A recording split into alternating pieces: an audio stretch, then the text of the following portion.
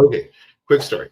Okay. So I'm at my first location. So that second location was down near Clark College. First location, we moved during the Pokemon boom, but my first location, we're located next to this.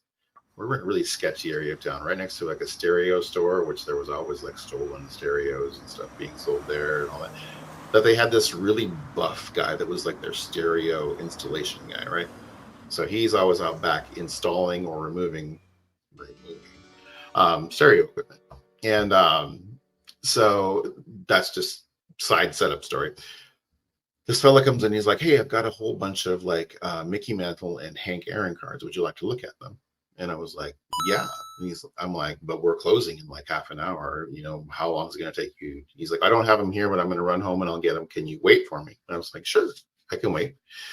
If it's going to be a reasonable amount of time. He says, oh yeah, I'll be back real soon. So I'm waiting and I'm waiting and I'm waiting. And while I'm waiting, like a bunch of my customers come in and they're kind of milling around the store. And I said, hey, I got a guy coming in. Feel free to shop because he's coming back. So I don't have to close up.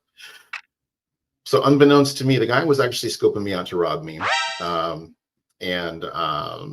Because my customers were in the store, he didn't rob me, but he decided it was a good idea to rob the stereo installation guy in the back.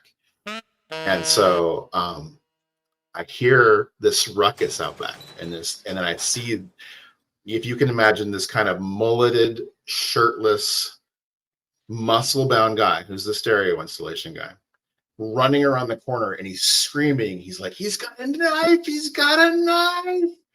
And I'm like, whoa, and I pulled the door to my store closed, and the guy comes screaming around the corner, and here comes this guy chasing after him with the knife, right?